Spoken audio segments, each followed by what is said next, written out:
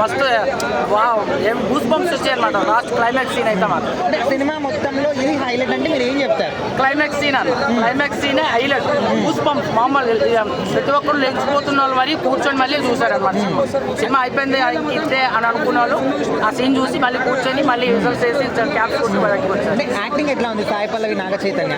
Sai Pallavi acting కాకుండా ఆమె dance అడగండి అన్న. బేసికల్లీ షీఈస్ డాన్సర్ కాబట్టి ఆమె శ్రీలీలతో కంపేర్ చేసుకోవచ్చు. ఆమె డ్యాన్స్ అయితే ఓ రేంజ్ లో ఉంది.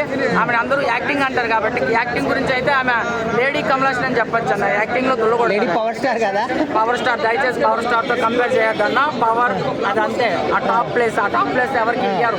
అంటే ఇది నాగ చైతన్య కంబ్యాక్ అనుకోవచ్చా, లేకపోతే నాగ చైతన్య సాయి పల్లవి డామినేట్ చేస్తుంది అనుకోవచ్చా? లేదు, అట్లయితే వన్ మెన్ షో అని చెప్పాలి. నాగ చైతన్యకి ఎక్కువ రోల్ ఇచ్చారన్న సాయి పల్లవి కన్నా. ఆ నాగ చైతన్య పక్కన ఉండే వాళ్ళకి కొంచెం స్కోప్ ఇస్తే బాగుంది. ఎందుకంటే ఆయనతో పాటు ఒక 20 మెంబర్స్ మూవీలో చెప్పున్నారు కాబట్టి ఆ 20 మెంబర్స్లో 5 మెంబర్స్ పెట్టి కొంచెం కామెడీ చేస్తుంటే బాగుంది. ఆయన ఉంటారు కదా భావన ఆయనకు కూడా క్యారెక్టర్ ఇవ్వలేదు, కొంచెం అది డల్ అనిపించింది. పాకిస్తాన్ జైల్లో ఆ సీన్ ఎట్లా ఉంది అది?